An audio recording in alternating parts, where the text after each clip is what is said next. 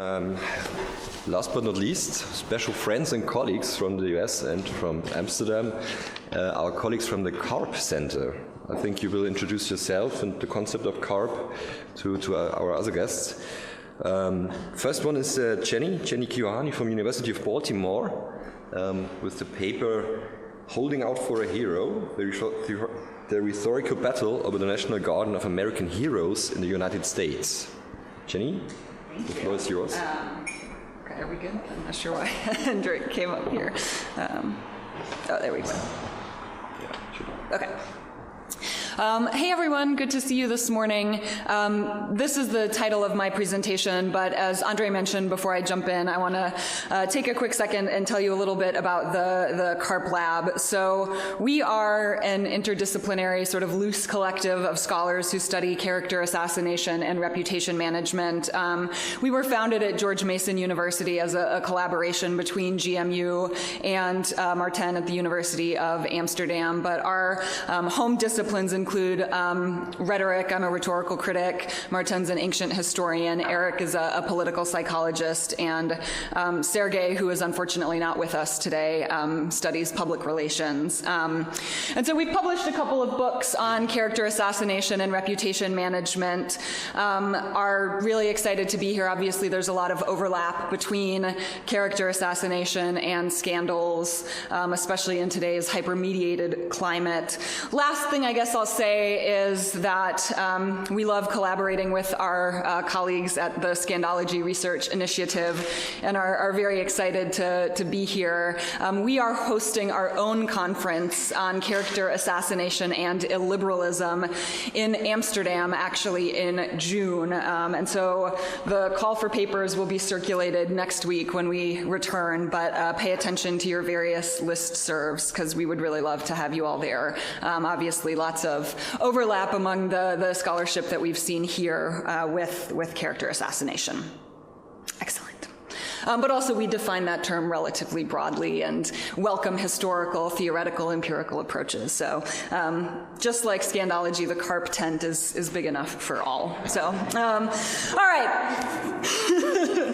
Yes, let's do this thing. Standing in front of Mount Rushmore on July 4th, President Trump declared that I am here as your president to proclaim before the country and before the world, this monument will never be desecrated, these heroes will never be defaced, their legacy will never, ever be destroyed, their achievements will never be forgotten, and Mount Rushmore will stand forever as an eternal tribute to our forefathers and our freedom. In many ways, Trump's July 4th address was unremarkable. Presidents commonly use July 4th as an occasion to extol the national character, yet much about this particular address also transgressed rhetorical norms. It waded into divisive issues that were common to Trump's presidency but aren't typical for other presidential holiday addresses. Railing against cancel culture, Trump announced the creation of a new monument to the giants of our past.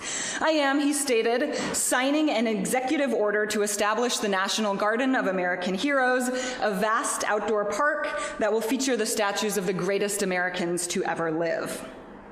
So Trump's speech and the executive order prompted outcry from historians and journalists, primarily because there was little rhyme or reason as to who would even be included in it. While the original order included 31 statues, an amended executive order released mere days before Joe Biden assumed the presidency included 244 names. Those names were eclectic, including American greats like Frederick Douglass, Susan B. Anthony, and John Adams.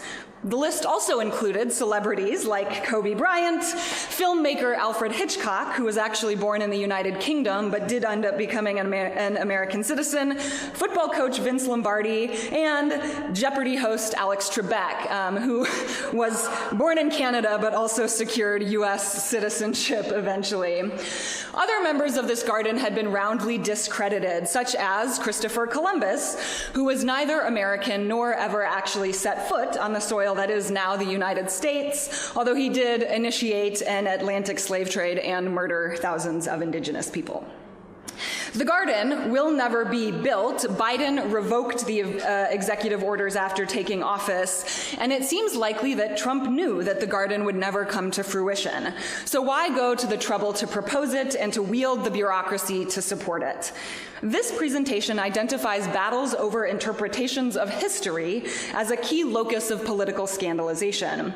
I introduce memory scandals as a hermeneutic to understand the rhetorical struggle waged over the National Garden of American Heroes.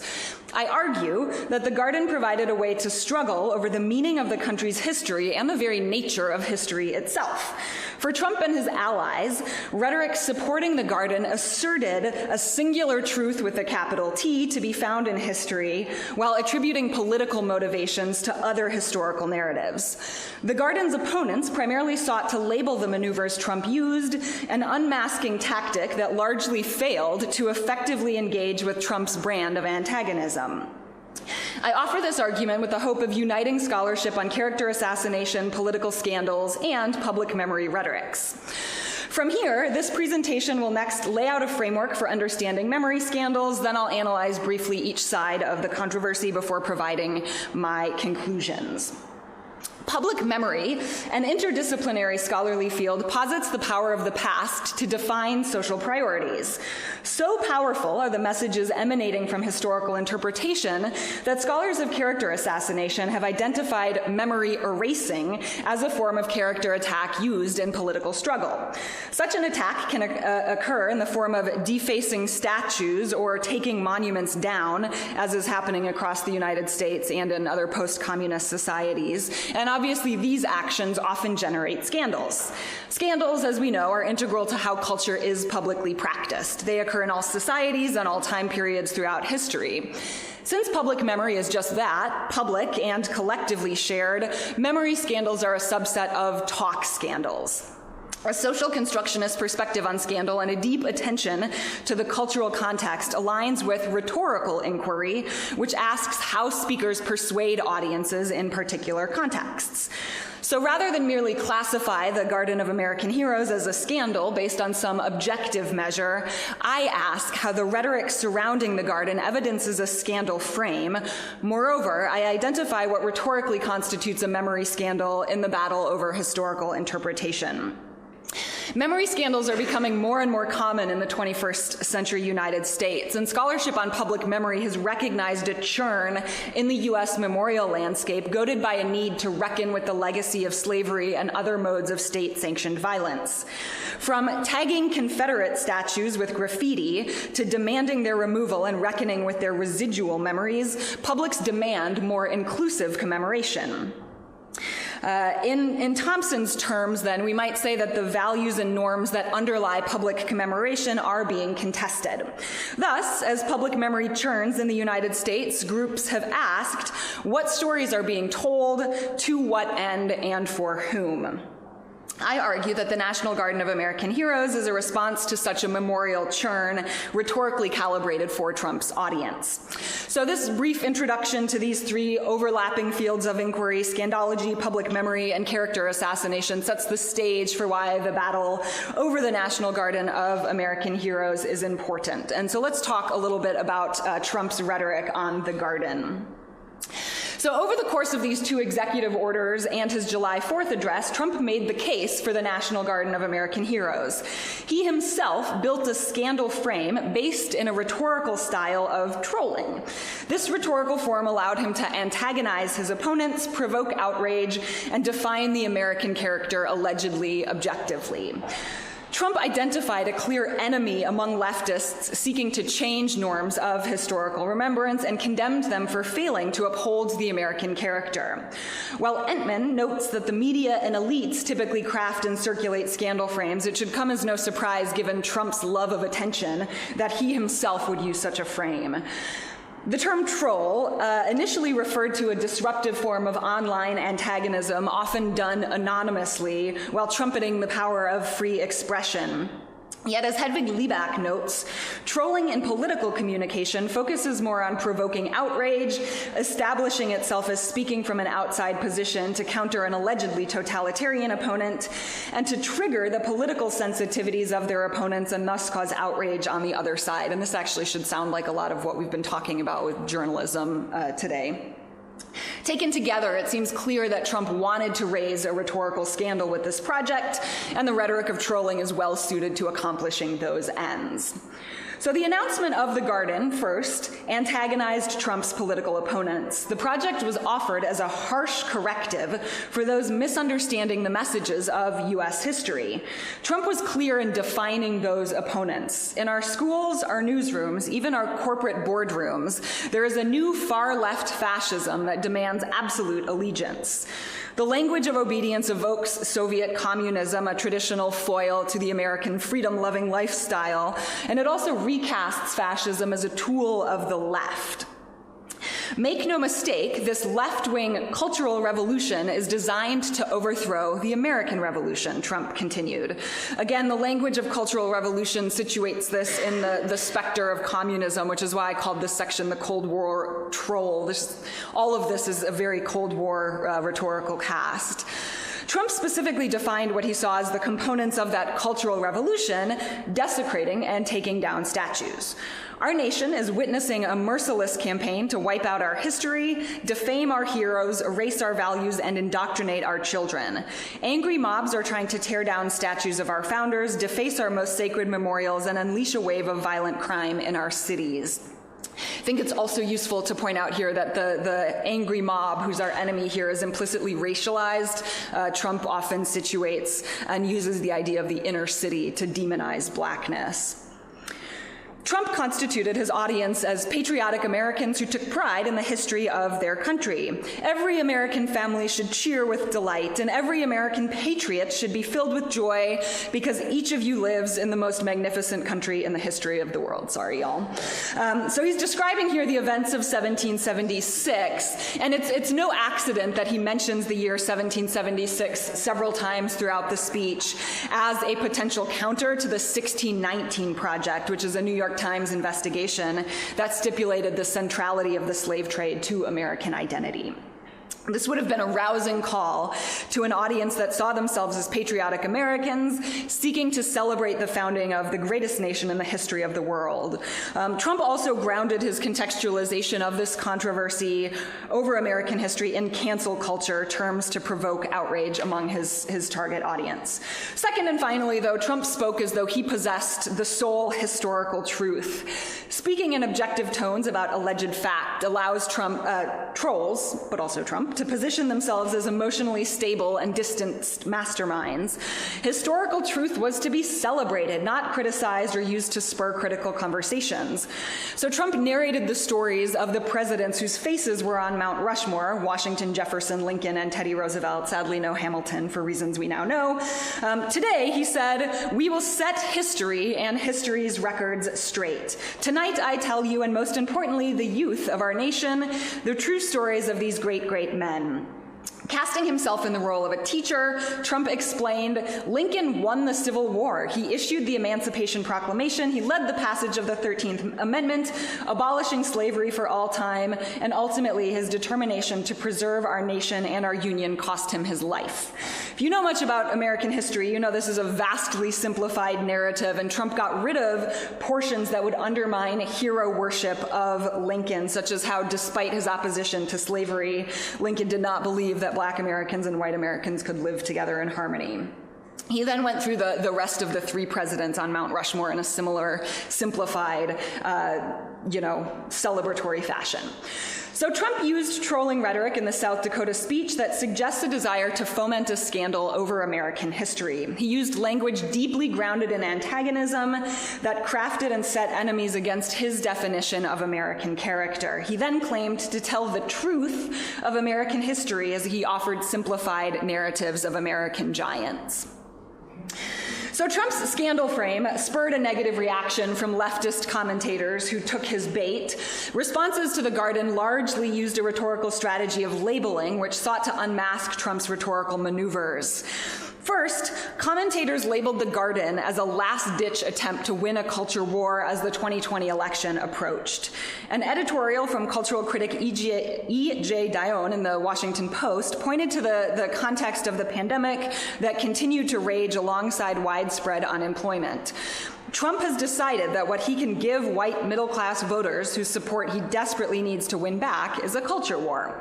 Dionne noted that Trump played up already dangerous levels of division in the United States. Writers also labeled Trump's rhetorical strategies as troll maneuvers. The LA Times headlined an op-ed about the Garden, "Trump trolls us on his way out the door." The list of figures reads like a farcical troll, the op-ed comments. So author Carolina A. Miranda noted that the announcement of the Garden was fitting, given that the Trump administration relentlessly trolled the world of culture, such as by trying to eliminate funding from the National Endowment for the Arts and all sorts of other stuff. So Trump would troll it some more by issuing this announcement. Miranda used trolling to note how the idea of the Garden generated clickbait, a common goal of internet trolls. Commentators also labeled the Garden as racist, and Dionne's op-ed in the Washington Post says he uses the classic methods of racist politicians to tie a resurgent movement for racial equality to a wave of violent crime and efforts to destroy our very civilization. Very old playbook in American politics. Likewise, Miranda, the writer for the LA Times, noted that all of Trump's limited activity in the cultural arena is a narrative that keeps getting repeated about what culture is worthwhile and what isn't, about what is American and what is not. The Trump administration has framed the American narrative as one that belongs almost exclusively to white men, and others pointed that out as well, that Trump's heroes were overwhelmingly men. While he didn't include any Confederate generals, there were very, very few people of color on this list. Another favored tactic of those refuting the Garden was pointing out obvious flaws with the legacies of the included figures. So Matthew Dessam's list in Slate pointed out, for instance, that Herbert Henry Dow, the founder of Dow Chemical, has a noxious legacy, including napalm and Agent Orange in Vietnam, and good old tax evasion. Moreover, George Mitchell, the father of fracking, is responsible for much environmental degradation. Sam Walton, the founder of Walmart, ran mom-and-pop stores out of business while paying poverty wages. I'm going to skip over some other points here, but other commentators critiqued the founding assumptions of the Garden, including historian Michael Beschloss here, who's sort of turning Trump's totalitarian rhetoric on his head by saying that an American president can't tell us who our heroes should be. In sum, those who critically responded to the Garden of American Heroes attempted to unmask Trump's scandal frame, labeling his antagonism as a troll move, and refuting the legacies of those figures he included. Moreover, they reminded readers that his rhetoric, cast in the fear of violent mobs, was a racist dog whistle. In unmasking the scandal frame, of course, they allowed it to remain in front of the public eye. While it is true that the Garden was never built, Biden revoked these executive orders without a word, a move that, of course, inspired a wave of cancel culture accusations across conservative Twitter. Trump certainly played to his base in reigniting these cultural divisions. So let's wrap up with some conclusions here. This paper introduces the idea of a memory scandal, a subset of talk scandals wherein the question of how to interpret and use a country's history comes to the fore. Let's reflect quickly on the rising incidence of memory scandals, implications for democratic society, and the long-term resonance of Trump's trolling rhetoric. So Thompson recognizes that pervasive scandals can undermine the trust required to sustain democratic institutions, a theme that we have already seen this week. After all, if citizens don't trust their government, their participation is likely to drop, rendering distrust a very self-reinforcing cycle, and at least in the United States, it's pretty clear that this is what's happening. So while public memory rhetorics are always controversial, their epideictic nature and conservative skew sometimes means that they can stabilize the polity amidst uncertainty. However, for them to do that requires a grounding in fact. Trust seems unlikely to flourish when presidents distort historical facts. Seth Kotler and Richard J. Ellis call the president the historian-in-chief. As they write, presidents shape not only the course of history, but also how Americans remember and retell that history. Consequential decisions made in the Oval Office are accompanied by a justifying mini-history of who we are, who we have been, and who we can become as a people. Now, all presidents do this. They craft narratives that serve their political ends, and it's often far from clear what lessons we're supposed to draw from complicated historical times. Yet we ought hold presidents accountable for the accuracy of the historical narratives that they tell. As Kotler and Ellis write, we can recognize that an omniscient objective history is unattainable without succumbing to a reflexive historical relativism that treats every interpretation of the past as equally valid or plausible. And I'm sure that I don't need to tell you, when Trump spoke about American history, he often got things wrong. So even without Trump as the historian-in-chief, the memory scandal is here to stay as societies rethink historical interpretations and the lessons that we draw. Memory rhetorics are also constitutive. They call an audience to take on a particular identity. Trump's memory rhetoric surrounding the garden constitutes an audience resistant to any history other than hagiography. Moreover, it's grounded in attack. Invective, as rhetorical critic Jeremy Ingalls notes, is an imperfect coping mechanism for democratic anxieties. It constitutes fragile identities. By grounding memory work in blame of the left, Trump both shored up a boundary around the appropriate use of history while simultaneously suggesting that this boundary was weak. After all, if the alleged historical revisionists wouldn't deserve scorn at all if they weren't on some level of threat to democratic unity. As Engels warns, invective individuates and therefore insulates systemic ills from deliberative critique. While Trump targeted a group as his enemy apparent, identifying this group obscured a larger conversation about how to remember amidst the growing diversity of the US populace. Even the critics of Trump's garden focused much of their ire on him, while largely sidestepping a broader debate about the role of history in democratic society. So the audience constituted in this memory scandal, and perhaps in memory scandals writ large, is not well suited to the participative nature of democratic citizenship. Finally, and I promise this is finally, in relying on alleged objectivity and a desire to provoke a response, any response, trolling can be difficult to counter. Given a troll's ability to put something before public attention, many scholars recommend answering trolling with trolling. For those worried about restoring a sense of trust among the public, however, that seems somewhat problematic. While the troller-in-chief is, at least for now, out of office, perhaps a salient takeaway is that free speech and inclusive communities need not be wholly dichotomized. And heroes rarely remain on their pedestals. Thanks.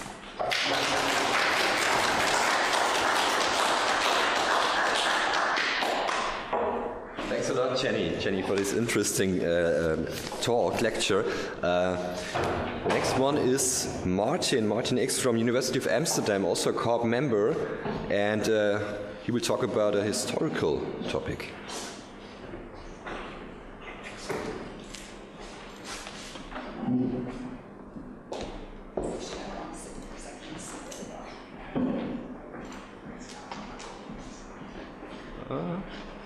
Share the screen. Okay.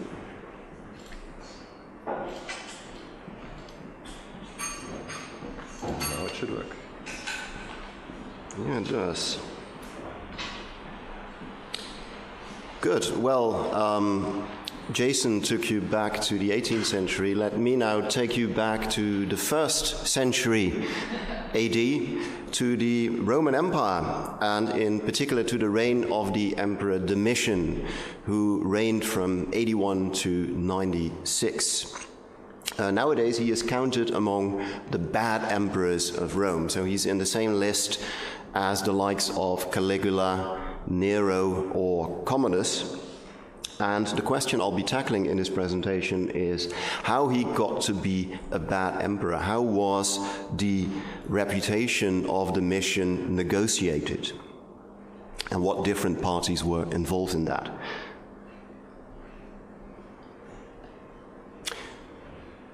So here is a poet from the reign of Domitian, a guy called Statius, praising the emperor. O Domitian, glory added to Latium's fame, who, as you pursue your father Vespasian's aims anew, Rome wishes hers for eternity. May you, powerful on earth and sea, forego the heavens. May you rest content with the governance of mankind. So this is the type of language in which the emperor would be addressed. You see his statue here as well, showing him in heroic pose.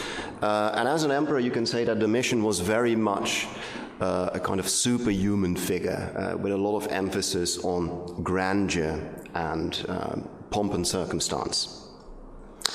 As an example, on the left you see the house of the very first emperor, namely Augustus. In green, the Domus Augusti, still quite modest. Domitian built a new palace on the Palatine, which included the Domus Flavia, the Augustana, and a private circus racetrack. To give you an idea of the dimensions, the racetrack is seen over there, so he could do his own private chariot races there. Huge inner courtyard, huge banquet halls, everything you can imagine.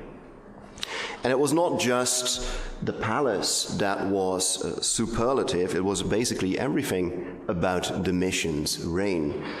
So he certainly pressed his mark on Rome. He built triumphal arches everywhere. He built a giant monumental square. He also built a stadium in the city, which the contours of which can still be seen in the current Piazza Navona, which still has the shape of the ancient racetrack that Domitian built there. So he left his mark on the city. His statues were everywhere. His name was everywhere in the inscriptions. And to a casual onlooker, it might appear that this was an emperor who was very firmly in the saddle and a force that no one could topple. There is actually a paradox to Roman imperial power, namely, on the one hand, there is all this grandeur and there are these monuments, and there is the hyperbolic language of contemporary poets. And at the same time, emperors occupied quite a precarious position in which they had to reckon with several influential interest groups who all had a stake in the imperial power, and being emperor was basically a balancing act between these various groups, the most important of which I've listed here on the screen. So there is the senatorial elite, the aristocracy of Rome, the senators who are involved in the government, who are the main governing body. There are, of course, the people of Rome, who emperors famously had to keep content with bread and circuses, as you've all heard. There are also the elites in the provinces, so think of the aristocracy of all the hundreds and hundreds of cities in the Roman Empire, people who are very influential and have a lot of status on a provincial level, maybe not necessarily in the center of power itself, but still a force to be reckoned with. Then, of course, there's the legions. Rome has hundreds of thousands of men under arms in over 30 legions spread throughout the empire, and those legions also have a history of sometimes revolting against the reigning emperor and putting their own candidate on the throne. So you have to keep the legions happy as well. And finally, there is the Praetorian Guard, or the emperor's bodyguard, which are the troops stationed in the city of Rome itself. So they could pose a direct threat to the emperor, and perhaps ironically, many an emperor has met his end at the swords of the Praetorian Guard. So how did Domitian fare in keeping all of these groups happy? Well, as far as we can tell, the people of Rome were quite indifferent. They weren't huge fans of him as an emperor, but they also didn't really hold much against him. And the same, as far as we can tell, was true for the provincial elites, to whom Domitian was a remote figure anyway. The legions and the Praetorian Guard appear to have been quite fond of him. And one major reason for that is that Domitian gave them the highest pay rise in over 100 years. That always makes you popular as an emperor. Rome was also prey to inflation, not quite as bad as we have it now, but the denarius was getting worth less and less, so a pay rise was in order, and Domitian came through with that at huge expense to the treasury. He also waged quite a lot of wars, and though he was not always successful in winning, he at least offered his soldiers many opportunities for plunder and military glory. So he's quite popular with the soldiers. The people are mostly indifferent. That leaves the senators, and the senators hated his guts. So there is the weak link. Why did they hate his guts? Well, the Senate expected the emperor to be a sort of first among equals, a primus inter pares, as the Roman phrase would have it, and to reign in accordance with the body of dignified senators. He should be a sort of, a prince among them, but not someone who elevated himself above them as a sort of autocrat. And that is, of course, exactly what Domitian was doing. He is not playing this role of a senator among fellow senators, but he's actually making it very clear that he distrusts the Senate and perhaps looks down on the Senate, not just by his grand and lavish style, but also by his paranoia. Stories tell us that in his palace he had the walls clad in gleaming marble so that in the reflections he could see any assassins lurking behind him.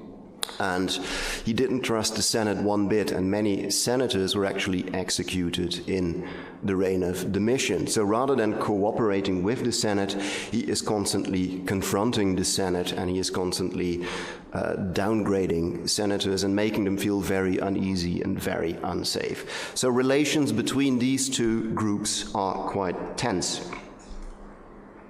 And that's reflected also in the sources. And here I would argue that scandal comes in. We've talked a lot about scandal in this conference as pertaining to particular events. Here I would argue that scandalization is more of a process, perhaps also a bit comparable to the Trump presidency, where a large group of society keeps being outraged because they have certain expectations of what a president is, what a president should be, also looking at historical precedents, and then the figure in charge simply refuses to behave according to those norms. And time again, they are offended, not just in any particular event, but it gradually builds up, and the moral outrage just builds and builds and builds over the years. And that appears to be what happened with Domitian. So this gradual process of ever-increasing scandalization among the senators, or at least part of the Senate body, because I'm sure Domitian will have had some supporters there as well, but an increasing part of the Senate is being antagonized by the emperor. Just a couple of examples. This is what a later biographer, Suetonius, tells us. He tells that Domitian had the arrogance to insist that everyone called him our master and our God. So no fellow senator whom you could slap on the back, but a master and God that towers over you on his throne. He insisted that no statues of him could be set up unless they were made of gold or silver. So marble and bronze are not good enough for Domitian. He renamed the months of September and October after himself. Now, this was not entirely unprecedented. Of course, we have the month of Augustus, we have the month of July, named after Roman leaders, but that was supposed to be a kind of honor that was offered to the emperor by the Senate. An emperor claiming a month for himself is not done, and that is exactly what Domitian did. And he became an object of terror and hatred to all.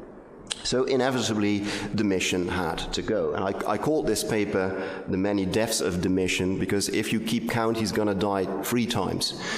The first time is his actual assassination in a palace coup. It was contrived by some of his servants at court, but there are very clear indications that at least a part of the Senate was involved, pulling the strings of this conspiracy. Long story short, Domitian is stabbed to death in his own bedroom. And he is succeeded by an aged senator, a guy called Nerva, who seems to have been a nice compromise candidate. He didn't have very outspoken views, he was quite moderate, and he was old anyway, so he was going to die in 2 or 3 years, which suited everyone's purposes. So everyone could agree on installing him as a sort of intermediate figure while the power struggle could go on. So Domitian is out of the picture, Nerva is in place. Suetonius tells us in his biography how various groups reacted to this news. And he says the people, they said, okay, he's dead. I already told you that the people were not particularly fond of Domitian, so they received the news of his death with indifference. But the soldiers, they were greatly grieved. They had lost their darling and champion. Whereas on the other hand, the senators, they were overjoyed. So much so that they raced to fill the house where they did not refrain from assailing the dead emperor with the most insulting and stinging kind of outcries. They even had ladders brought, and they tore his images, dashed them upon the ground, and finally they passed a decree that his inscriptions should everywhere be erased and all record of him obliterated, something that we nowadays would call a damnatio memoriae, so a complete official damnation of the memory of this emperor. And the traces of that can still be seen in the archaeological record. So here's a bust of Domitian that has very clearly been mutilated. The face has been cut off to signal that this emperor is now in disgrace, and he is posthumously rejected as a legitimate ruler. Another example, a bit more subtle perhaps, is this a relief. So this would have been part of some monument in Rome. It shows a scene of the emperor departing, and from a parallel relief that has been found, we know that the emperor depicted was originally Domitian. But when you look carefully at the face, you might see that the head is actually slightly too small for the body. And that is because it has been recarved into the image of his successor, Nerva. So Domitian's face is cannibalized, as it were, by his successor, Nerva, who puts his own face in place of it. And that happened here as well. This is a statue of the Emperor Nerva as Jupiter. That doesn't really make sense, because Nerva was quite a moderate guy, and certainly wouldn't portray himself as the chief of the gods. But it very much suits the style of Domitian. And from archaeological traces, we can see that originally this Jupiter statue would have had the face of Domitian, and is then recarved into an image of Nerva. So when we look at inscriptions, we also see that the name Domitian is chiseled out of many of these inscriptions as per the decree of the Senate. But actually not everywhere. It's actually done quite unevenly. So someone, a man called Granger, has done analysis of this. And he said, okay, in Rome we have 50 inscriptions of Domitian, but only 9 have been mutilated. In other regions of the empire, you can see that it's a bit more. Asia, which would be parts of modern-day Turkey, there it's 44 out of 70. But in other parts of the empire, it's significantly lower. So this is a very uneven picture. And it seems that the Senate wanted to push through this idea of Domitian as the hated emperor, but not everyone went along with it. There was still quite a lot of support for Domitian in many of the provinces, and people didn't bother to follow up on this senatorial decree. And that's already an indication that Nerva was actually in quite a vulnerable position, because the murder of Domitian had been quite controversial, and even though they had tried to commit character assassination by this decree and by the destruction of images, not everyone went along with this new narrative.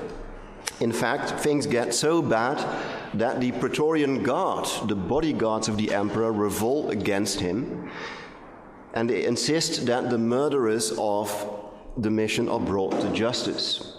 So the emperor is held hostage in his own palace, and he has no other choice but to have these courtiers who executed the murder to have them executed and brought to death, even though we can be all but certain that Nerva himself was involved in this conspiracy behind the scenes as well, because he was the one that was appointed emperor afterwards. So he is forced at sword point, so to speak, to condemn his fellow conspirators. So that compromises his position even further, and it's very clear that Nerva is going to fall. Sooner or later, some legion is going to simply acclaim a rival candidate.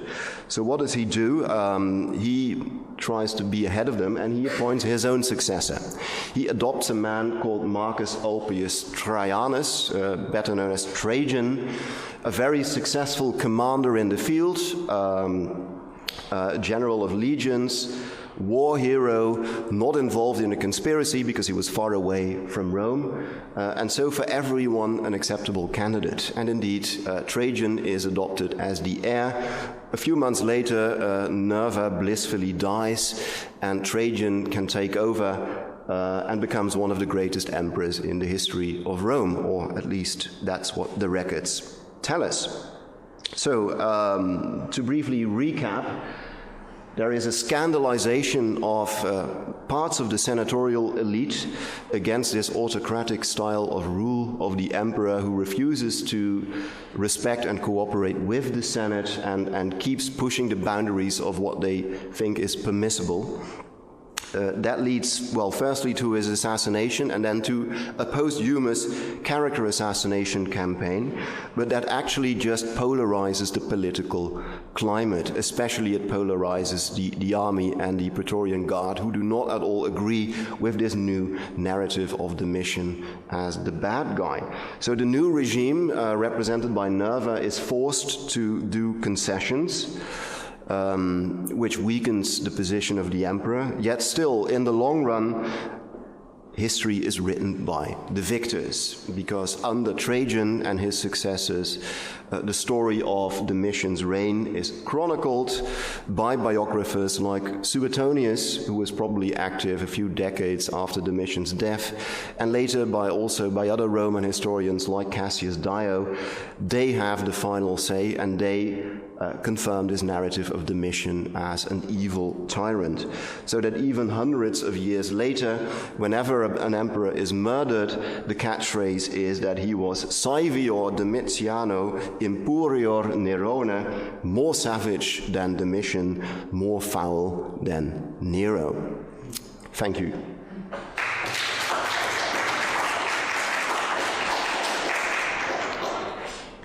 Yeah, Martin, thanks a lot. Every time you speak about Roman history, I learn a lot. I'm not so familiar with it. Really interesting. So, last but not least, Eric Shiraev from George Mason University with the presentation Choosing from the Memory Menu, Character Text, Glorification and Public Amnesia. Let me help. This one. And could you delete this slide so it would just Jennie present? Okay, I appreciate that. That's it. Okay. To share.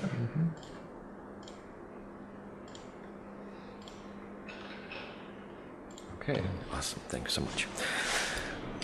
Well, it's an honor to be last presenter at this wonderful conference. In an ideal world, history is supposed to be a blockchain. In an ideal world, means that every fact, every bump, every curve, every scandal is recorded, and it's there. However, well, two objections. We don't live in an ideal world. It's a world which is socially, politically constructed. And second is that, in fact, those facts and data in every blockchain are available only to those who are members of blockchain. So history is a menu to pick and choose. Not like a menu in a restaurant. I believe you have favorite restaurants, you come there, and I do. You look at the menu, you know almost every item, and every item on the wine list, and you just choose what you like, and then you come, oh, what is chicken teriyaki? Well, replaced by salmon. Okay, salmon's fine. It's, what is the Chardonnay? Well, we have Zinfandel. Well, red, white, but it's okay, fine. Is it a good analogy? Perhaps, because when we talk about restaurants, well, we don't object, but history matters in our lives, and history is about, as you mentioned yesterday and today, that it shapes our future, but most importantly, history defines who we are today and also helps the powerful, the elites, and also sometimes us to achieve the goals and to live in a better and more just world. So as I argued, and we argued in our presentations, and Dr. Keohane, Jennifer Keohane, and Martijn Icks today suggested that we studied this issue, studied this phenomenon, and scholars of character assassination, we discussed these attacks on individuals of the past whose statues were knocked down and paintings were defaced, and we argued that phenomenon of this phenomenon is almost, ageless. In the past, and once again, Jennifer was focusing on events of today. Martijn was talking about events took place many centuries ago. But we know plenty of examples and leaders throughout history in Britain, like Oliver Cromwell, and 20th century leaders, Stalin and Franco, and even writers and painters in the past, Jean-Baptiste Molière, I mentioned about him in a few minutes. Well, they their images and their statues and their remains have been and remain today subjects of quite intense political debates and arguments. There's a memory menu in history. So, as I said, the blockchain, which is supposed to be containing every fact, every bump, every curve, every scandal, every achievement. However, certain events are glorified and emphasized, and probably the meaning of which is often exaggerated. Others, individuals become targets of character attacks. And some of those glorifications or character assassinations cause scandals, and just what the paper is about, just a paper present cases throughout history, which events became sources of scandals and which not. And also scandals can create situations and conditions under which certain names become erased, certain events or individuals become more meaningful in the eyes of public that witnesses those events.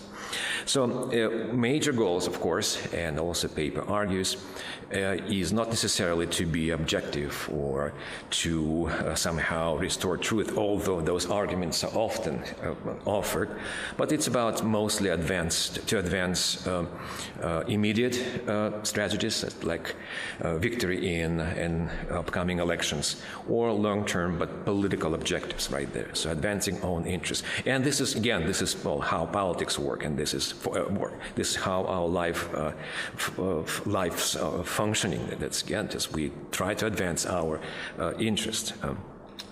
As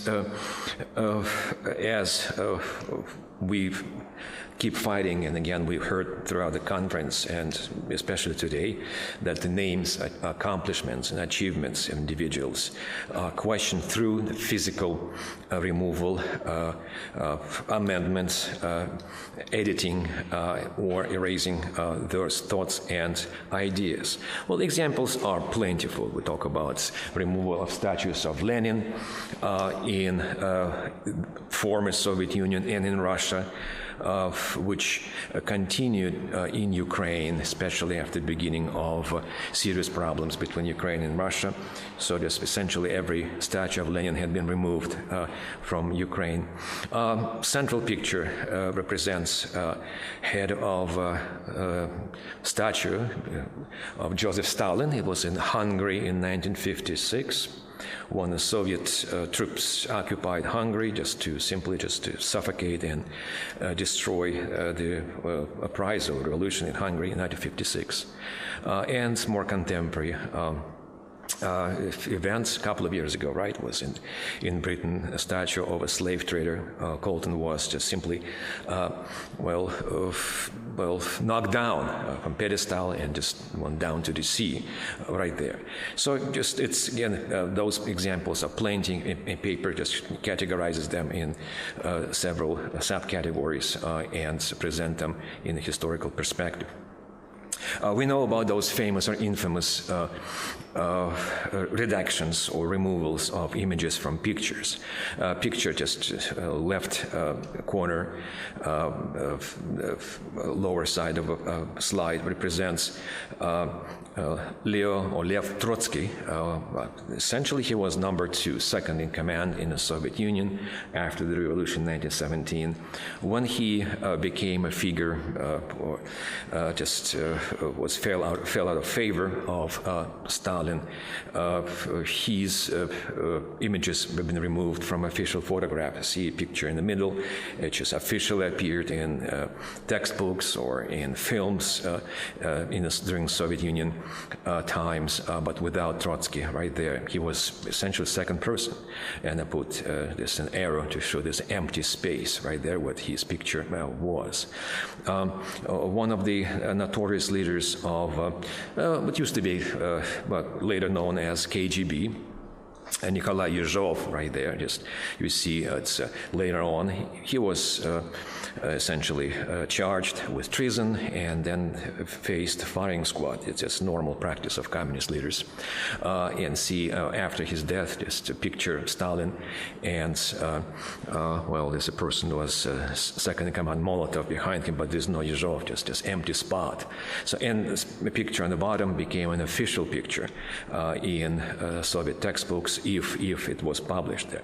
China just has a wonderful example of this memory erasing. So to your left, you see a picture of followers of Chairman Mao, and one person is gang, G-A-N-G, that's we spell his last name. He was second person after Mao, but youngest and articulate and educated, relatively, of course. And well, he knew too much and he wanted too much and just essentially disappeared. He was just disgraced and buried in an unmarked grave in China. And then painting when Mao announced the beginning of 1949, beginning of a Chinese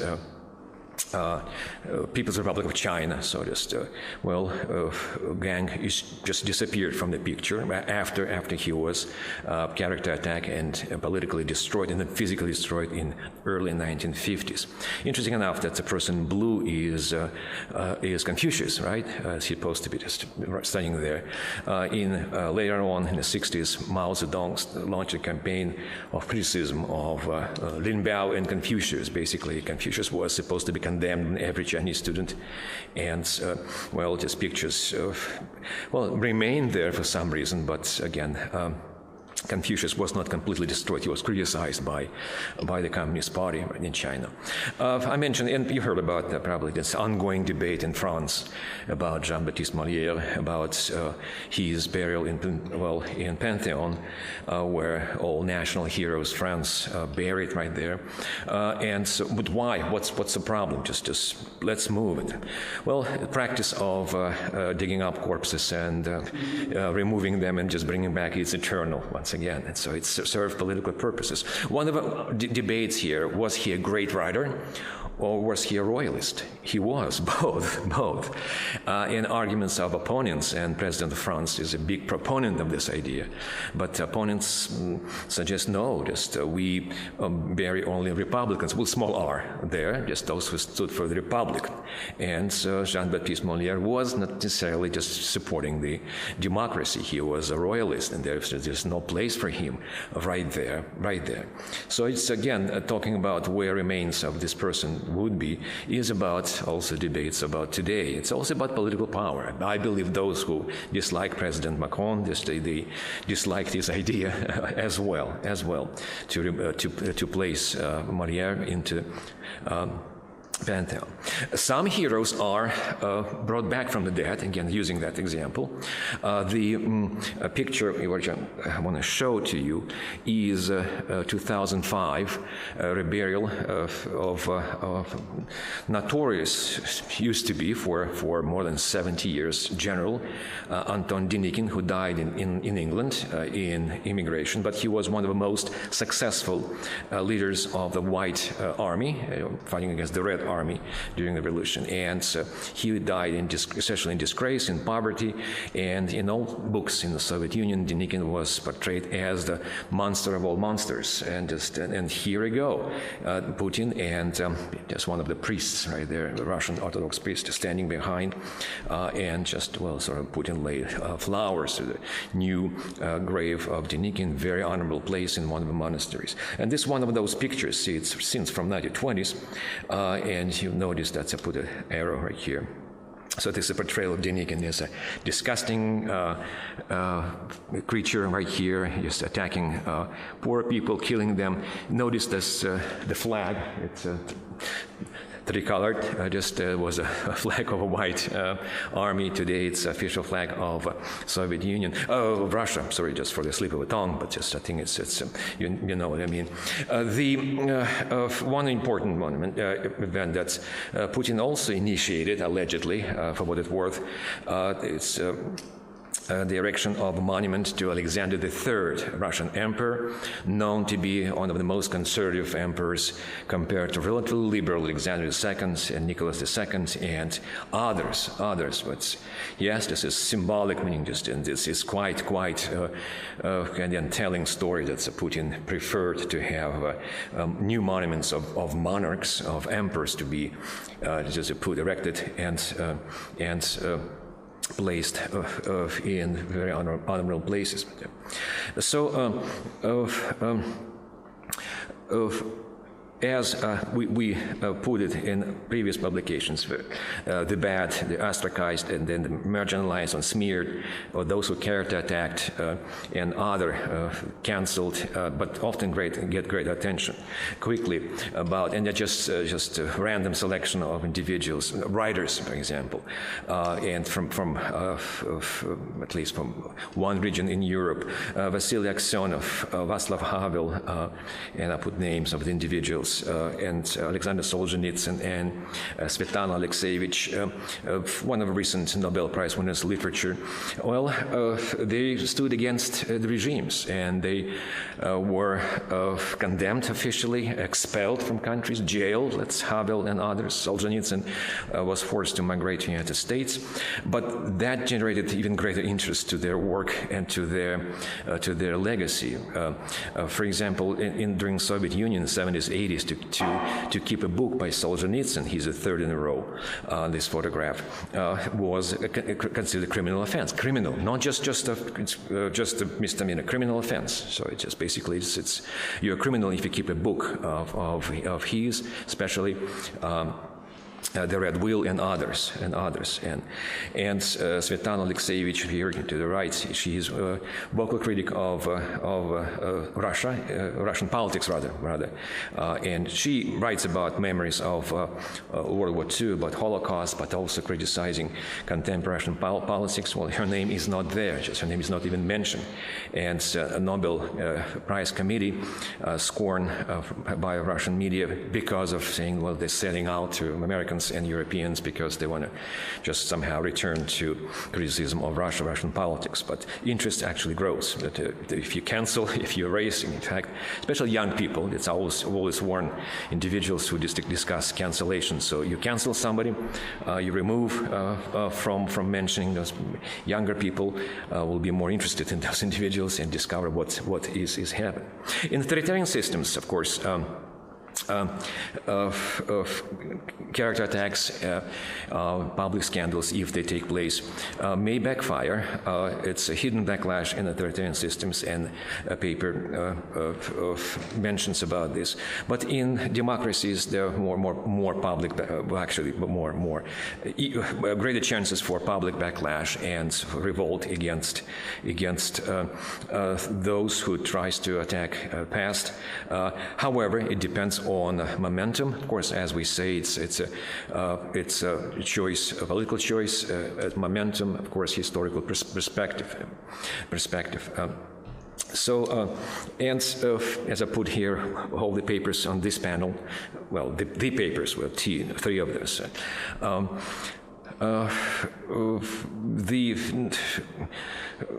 When powerful political forces suppress the opposition and impose their views about the country deceased, when the defaced statues or buried remains don't become sources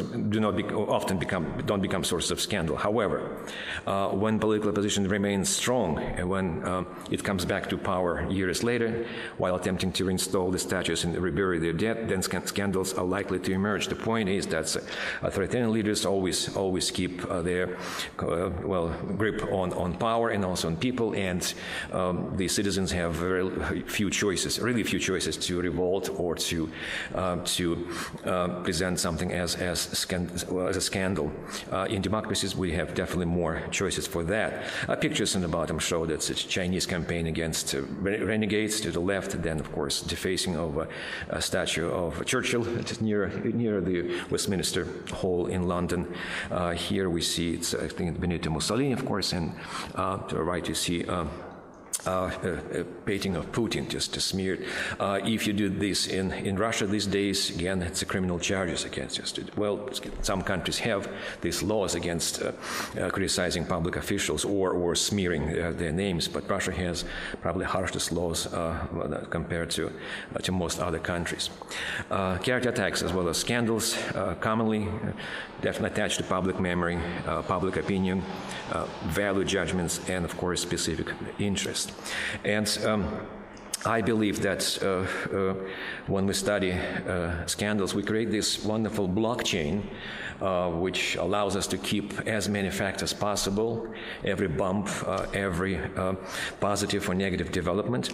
The point is, of course, for you, for organizers, and for us, participants and colleagues and friends, to include as many people in this blockchain. Then we will probably make history as a blockchain, not only as a menu, which is subject of political, ideological, and personal modifications. Thank you so much.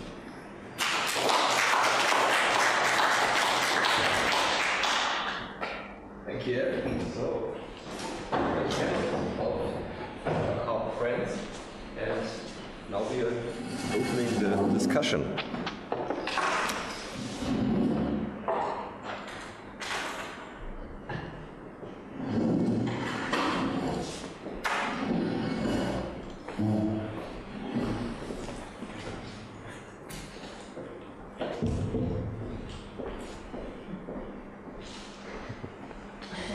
Who's got questions or remarks?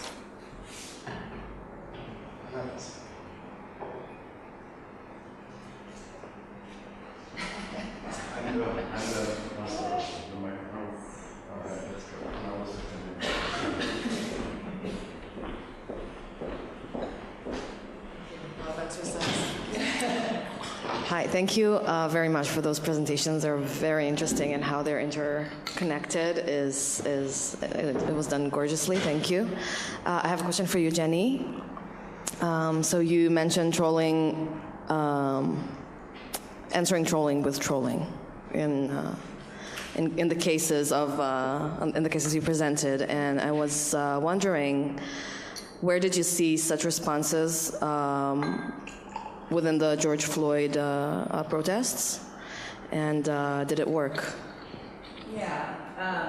Can people hear me, or should I wait for a microphone, or I don't know? Yeah. Yes, Hendrik getting his steps. Yeah. So The question of how to counter trolling as a rhetorical strategy is a challenging one, and I should say I delved deeply into the rhetoric of trolling working on this paper. It's not something that I've studied extensively beforehand, so I'm far from an expert. But it's. One of the challenges is that in trying to get rid of trolls, we often also get rid of passionate advocates for causes that we might like. So there are some similarities between rhetoric that trolls and rhetoric that sort of vehemently argues for social justice by, stipulating that certain arguments are beyond the pale and that kind of thing. I highly recommend Whitney Phillips's excellent book on trolling, and her main argument isn't that there's something about, the internet that has created trolls, but sort of that the trolls are always there and they always were there, and it's just sort of a societal, a societal response. And John Ronson's book, So You've Been Publicly Shamed, also points out sort of the very cathartic kind of ganging up on this sort of collective sense that we get of ganging up on people, which I think is one of the things that's happening as we look at a lot of President Trump's rhetoric. And it gets to what other folks have said over the course of the weekend, that that these sort of vitriolic discourses become incredibly difficult to counter. And some of the arguments about, for instance, speaking from allegedly objective positions indicate why it's so challenging to counter. In terms of sort of George Floyd and movements for racial justice in the United States, that's also a very interesting conversation, and one that I find as really spurring what scholars of public memory have called this memorial churn, sort of galvanizing this new wave of taking down statues and tagging them with graffiti, and that kind of thing. And the debate about, what should we do with these statues is one that continues to rage among, curators and museums and that kind of thing. And I personally don't even know what my opinion on what we should do with statues to people that we now come to find abhorrent. And Eric gave us lots of examples in his presentation as well. What trolling can say about actually, if there's sort of a productive way to think about trolling and its relationship to arguments for justice and taking down statues, I'm not really sure what to do with that. But yeah. I don't know. I feel like I sort of talked around your question and didn't really answer it, but those are some things that I'm thinking about.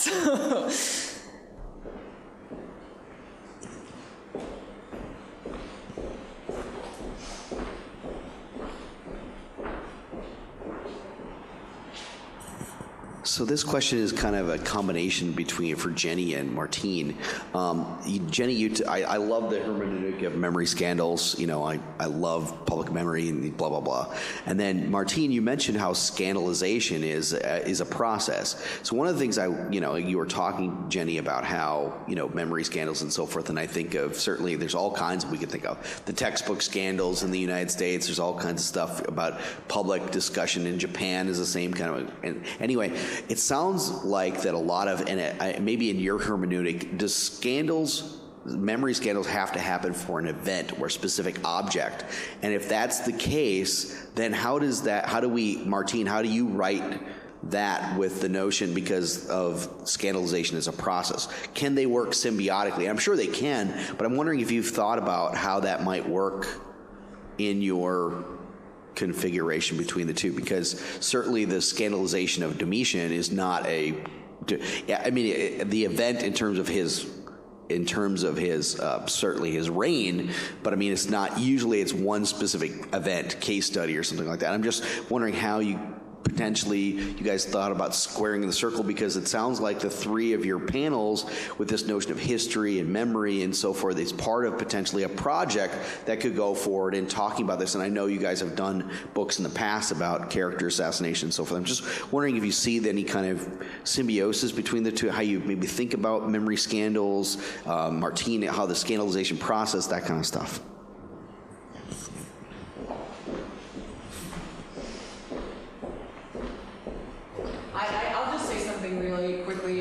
pass it over to Martijn.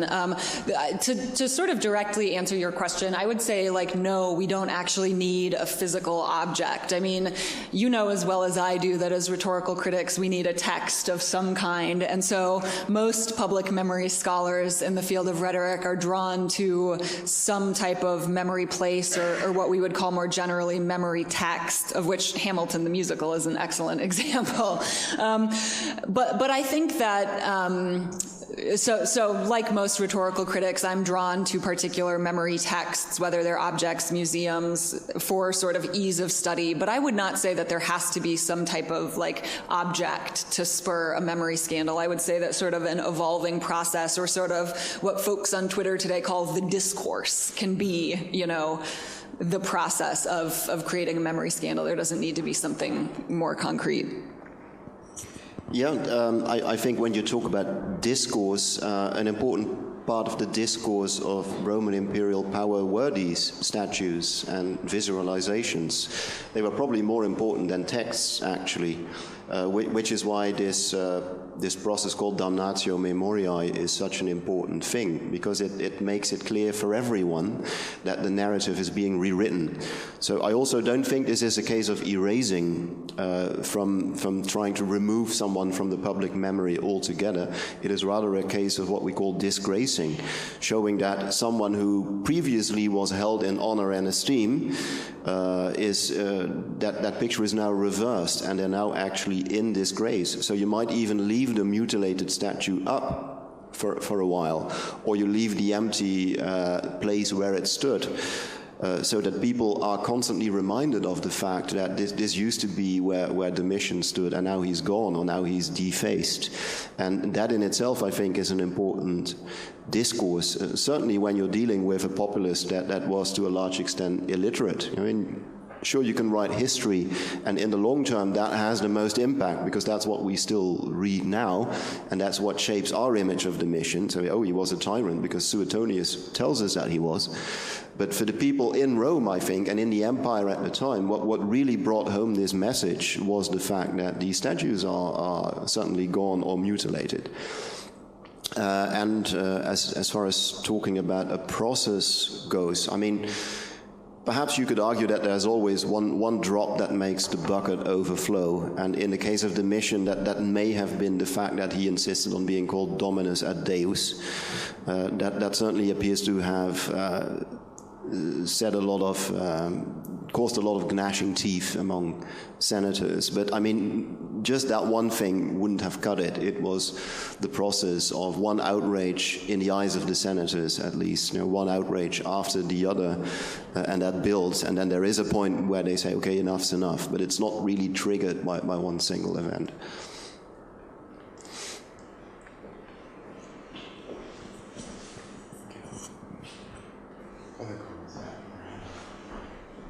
Did you have another question? Yes. Oh, okay. Yeah.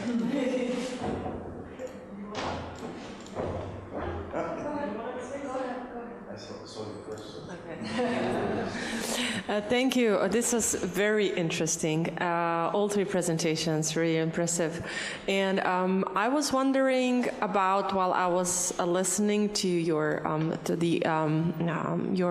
expose also about trolls, and about basically all your three presentations, I was thinking about the basically concept of haters, and how that maybe this contemporary culture, so to speak, of haters, not cancel culture, not even trolls, but the trolling phenomenon that might be part of the haters community in a way. But this haters culture, how does it fit basically in what you were saying today? Because if you think there's this great song by Taylor Swift, Shake It Off, which is an homage to haters, right? And there is this assumption basically that today you need to have haters if you're a public figure. That's something that is not basically a consequence, but also almost a desired camp that you also need to have. Besides your advocates and supporters, you also need to have haters. So how does that basically, can that explain also part of what you were saying today? How does that fit into this notion of haters as basically a culture today?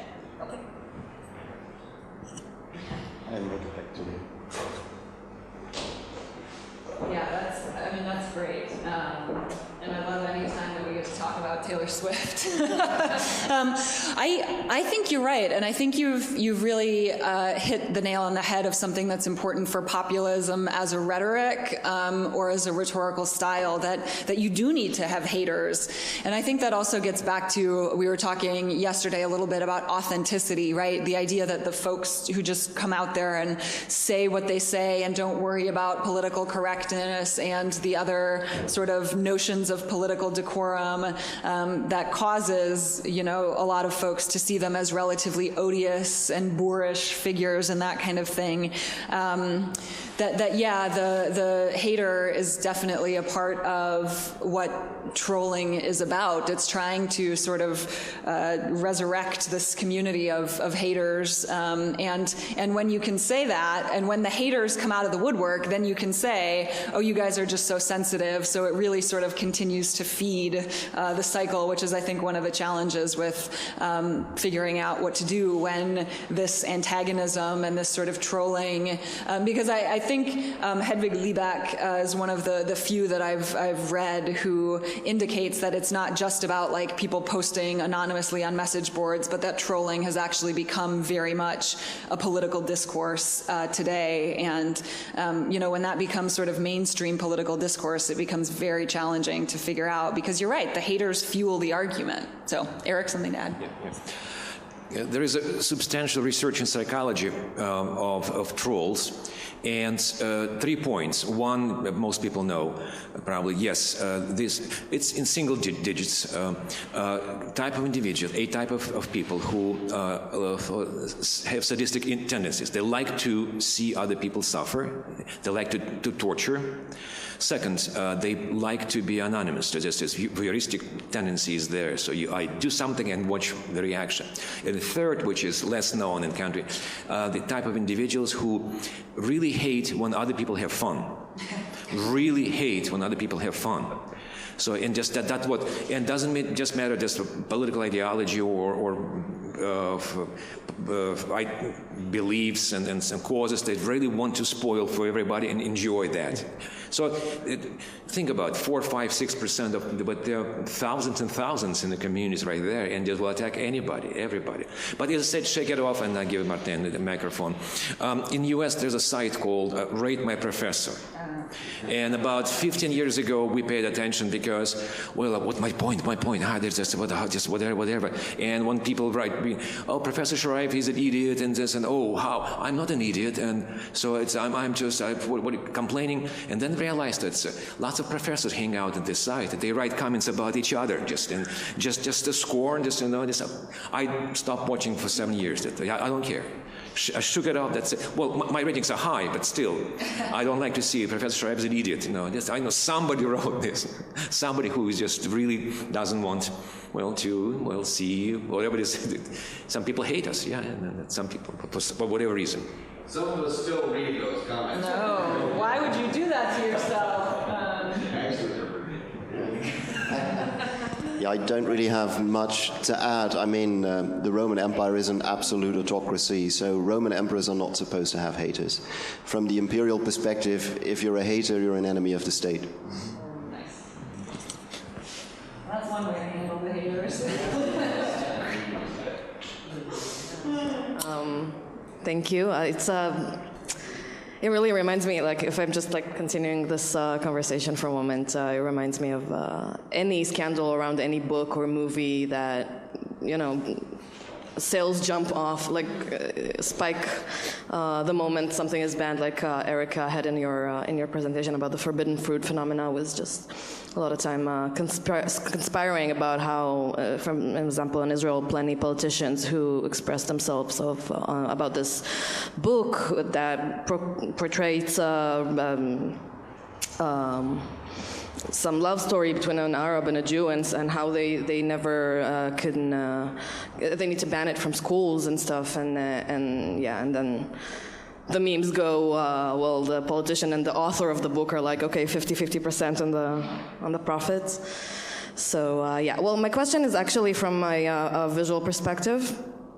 As I noticed on the three presentations, very different handlings of the visual material. So I saw there's iconoclasm that is really leaving the bruised, I don't know if bruised is the word, but yeah, the mutilated statues as they are, as a symbol of this, like, okay, this is damnation of the memory, as you said, Martijn. And there's also the concept of iconoclash, if you're familiar with it, and by Bruno Latour, that is very much about not erasing, but giving new interpretations, for example, but like kind of leaving the mechanism of changing the visual open and transparent, so you can see that it was changed. And there's also like the complete recarving, removing from photos that also Eric showed, that is very, it can go under the radar, and it almost passes as unnoticed. So I wonder if you could say something about that, because those are different mechanisms of constructing the memory.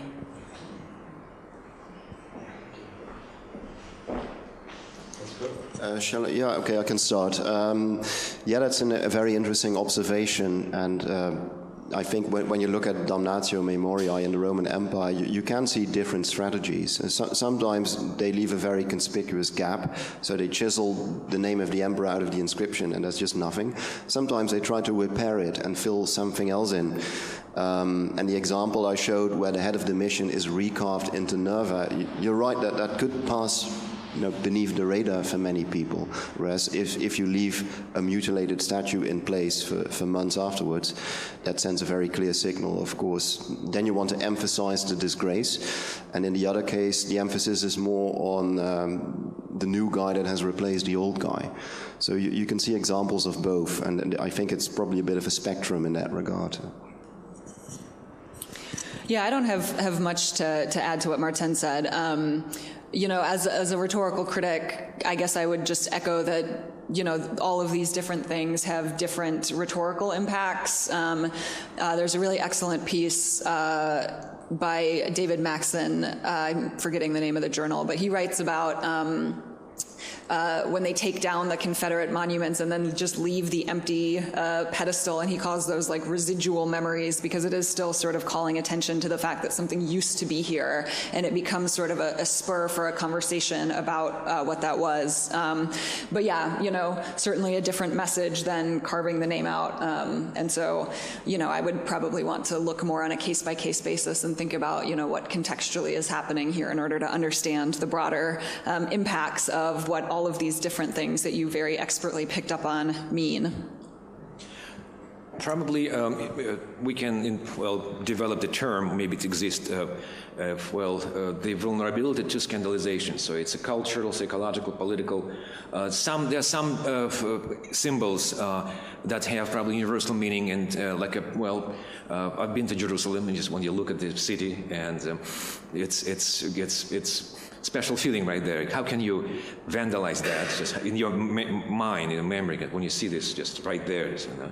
But other things, items like political power especially, is easier to scandalize and character assassinate those individuals. Religion is more difficult because this has unquestionable values. We don't discuss them. Sometimes people accept them without discussion. Others just simply welcoming this. Yes, please come and destroy me, because it will serve, whatever it is, but it may serve political purpose. Maybe there's a scale, and every historical period, every political culture, every generation perhaps has own standards for that, and that's why it's probably just possible to investigate for us and for our fellow scandalogists, and for you and I too, us.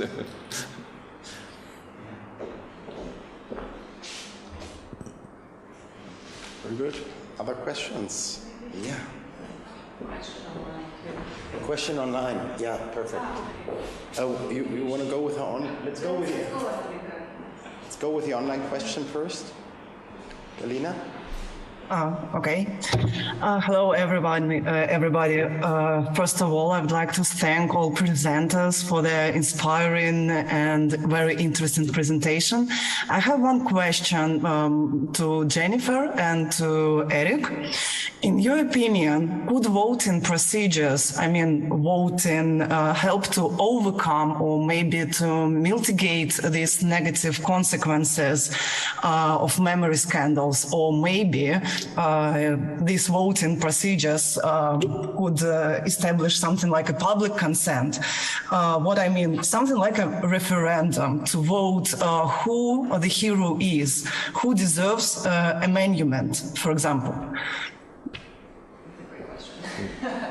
It's a fundamental question, I understand. It's a great question. And I have read about some communities in the United States that are doing that are putting things to a vote to decide whether a statue should stay up or not.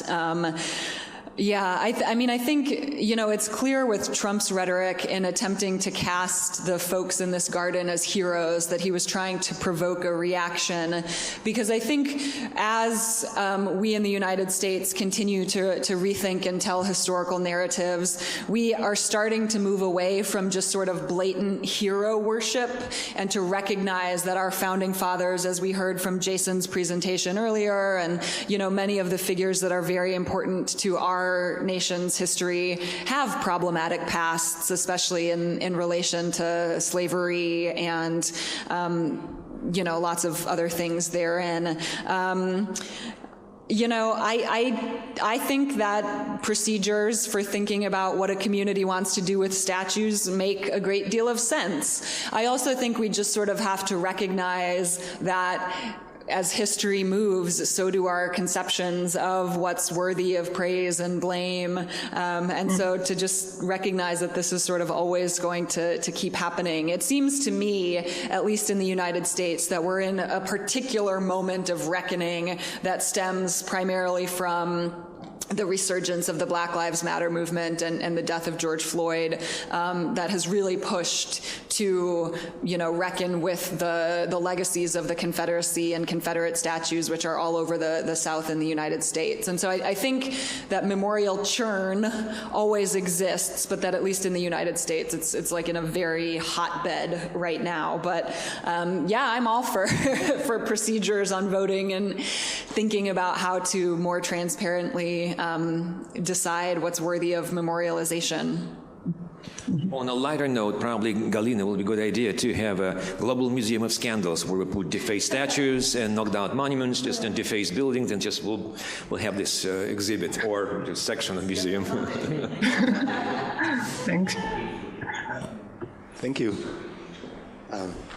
we have time for one more question? I think we have time for one more question, do we? Yeah. Okay, thank you so much. I'm just thinking about the line between disagreement, conflicts, provocation, and scandals. And in my understanding, scandals are centering mostly around norm violations.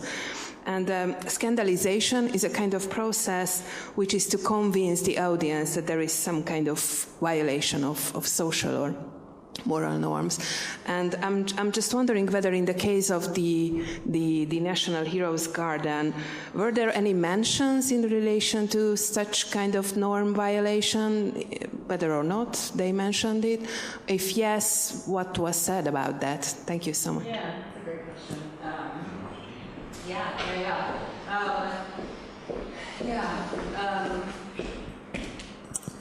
I think Eric just said norms change, and I think that what we're seeing right now in the United States is the norms changing. I think had Trump proposed the National Garden of American Heroes in the 1950s, that the public would not have batted an eye. They would have been like, sure, like bring on the heroes. But now as we start talking about history in a more nuanced fashion that recognizes that our quote-unquote heroes have black marks in their past, that, this idea idea that we just construct these larger-than-life monuments in white marble with, you know, men on horseback leading the charge and stuff is really changing.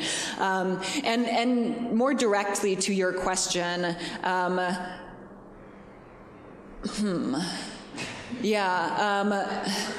so Trump did very much point out in all of his speeches, and he even passed some laws to prosecute people who tried to take down statues and that kind of thing. So Trump was very much trying to cast, you know, putting graffiti on statues, taking down statues as a violation of some American norms.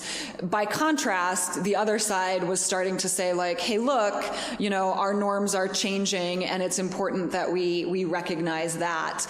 The word norms and like talking about norms of commemoration more directly didn't come out in the discourse, but it is like that idea is sort of bubbling around what they were saying. We want to. I just want to make a quick comment. It is actually a norm violation when you think about it, because as Trump is doing this, he's defeated. He's done. Typically, presidents exit the White House in a very, well, certainly not a tantrum kind of fashion. And Trump his entire presidency is essentially a norm violation, traditional.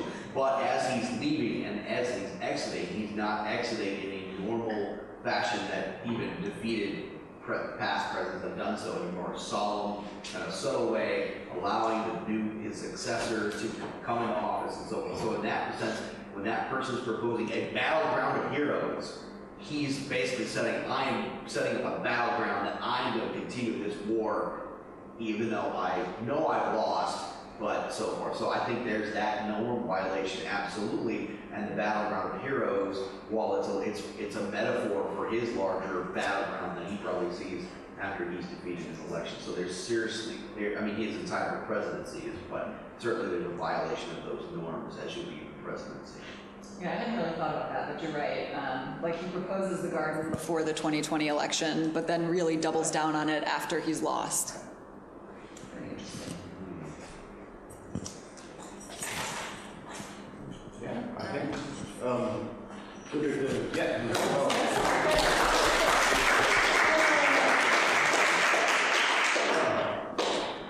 Perfect. All right. Everyone. Thank you. That's where we are. We are done with our conference. I'm really happy that we have some of you online. I'm really happy that many of you came here, or at least a sizable group that allowed very flourishing discussions, I think, and that really made this conference something memorable, something I really appreciate, and I appreciated doing it together with André and together with my student assistants, Nicolas Hagen, and online only, I think, on the third floor, Jule Scheuring. Round of applause for you guys, please. Thank you. Thank you for supporting this. And I hope we, after the pandemic, we can begin to solidify our networks again, and not only do these hybrid or, God forbid, online conferences, but be here on site in Bamberg or elsewhere.